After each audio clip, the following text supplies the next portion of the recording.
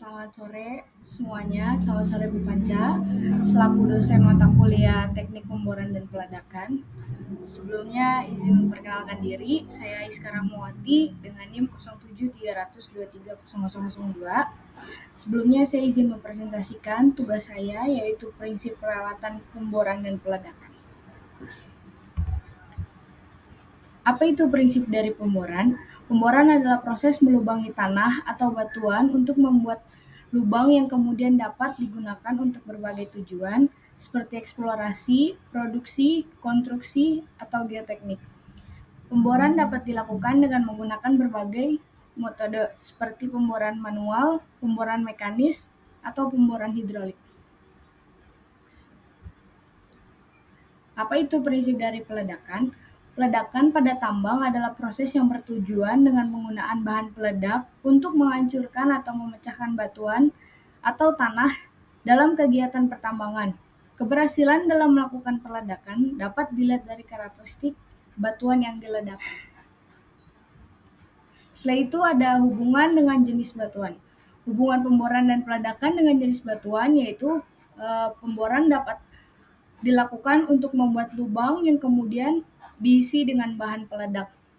Setelah itu ada hubungan jenis batuan dengan peledakan, yaitu peledakan dilakukan untuk menghancurkan atau memecahkan batuan atau tanah. Setelah itu ada jenis batuan yang diledakkan, yaitu ada batuan keras. Batuan keras seperti granit, basalt, dan andesit merupakan peledak untuk menghancurkannya. Kedua ada batuan lunak.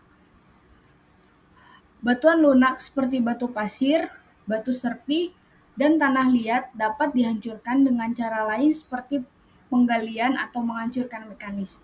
Jadi batuan lunak tidak harus dengan diledakkan, dia itu bisa dengan cara digali atau dihancurkan secara mekanis.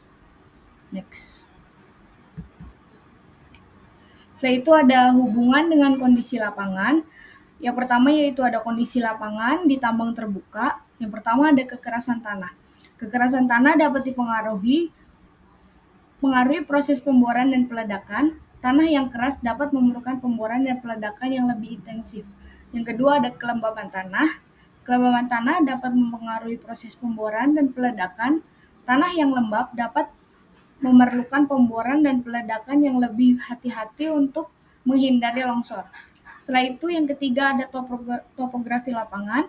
Topografi lapangan dapat mempengaruhi proses pemboran dan peledakan. Lapangan yang miring atau bergelombang dapat memerlukan pemboran dan peledakan yang lebih hati-hati untuk menghindari longsor. Setelah itu ada cuaca. Cuaca dapat mempengaruhi proses pemboran dan peledakan. Cuaca yang buruk dapat memerlukan pemboran dan peledakan yang lebih hati-hati untuk menghindari kecelakaan pada pertambangan. Next.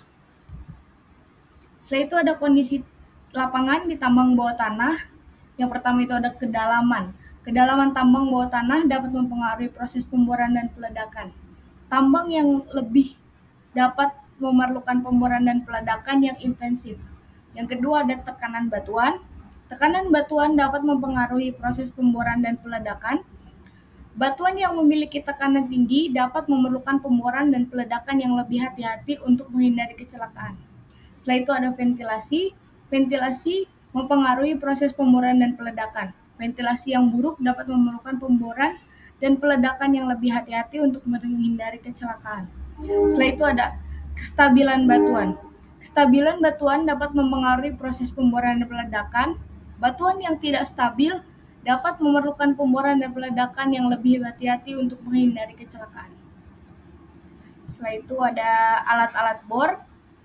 Yang pertama itu saya ambil alat bor, contohnya yaitu jumbo drill. Saya juga mencantumkan contoh alatnya.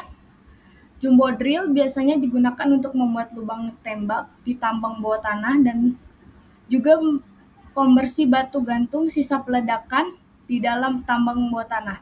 Selain kedua fungsi di atas, alat ini juga digunakan untuk memasang sistem penyangga awal dan tambang bawah tanah. Pada beberapa tipe jumbo drill juga dilengkapi dengan lengan khusus guna pengisian bahan peledak yang biasanya berupa unfold. Setelah itu saya menyantumkan spesifikasi alatnya, yaitu ada drilling conveyor yaitu 9,6 meter dikali 6,6 meter. Saya ada faglet 3,34 meter. Ada total panjang yaitu 3,6 meter, build diameter 2,5 inch sampai 3 inch, aplikasi pembuatan terowongan dan tunnel bawah tanah. Untuk alat bor yang kedua, saya mengambil contoh yaitu Tunnel Boring Machine atau TBM. TBM merupakan alat penggali terowongan berkat bentuk mesin yang menyerupai silinder. Permukaan terowongan yang terbentuk jadi seperti lingkaran. TBM dapat digunakan pada batuan lunak hingga batuan keras. Diameter alat ini bervariasi mulai dari 1 meter hingga 19 meter. TBM dilengkapi dengan mata bor yang tersebar di permukaan kepala bor. Kepala bor yang berbentuk silinder ini kemudian berputar dan menggerus batuan, begitu seterusnya, sambil TBM bergerak maju. TBM digunakan sebagai alat alternatif metode drilling and blasting. Drilling and blasting merupakan metode konvensional untuk membuat terowongan dan terdiri dari beberapa tahap dengan drilling dan blasting. Saya juga mencantumkan contoh alat tersebut. Setelah itu contoh alat ketiga yaitu jackleg drilling. Jackleg drilling adalah mesin bor pneumatik yang dilengkapi kaki hidrolik yang dapat diatur sesuai dengan arah pemboran. Mesin ini umumnya digunakan untuk mengebor batuan keras atau hard rock. Kaki hidrolik memungkinkan operator melakukan pemboran dalam berbagai sudut. Spesifikasi alat pada jackleg drilling yaitu ada drilling diameter 27 sampai 64 mm, yaitu ada drilling depth maksimal 3 meter, headlight 762 mm. Aplikasi yang digunakan yaitu untuk membuat lubang bor untuk meledak, menggali, dan konstruksi.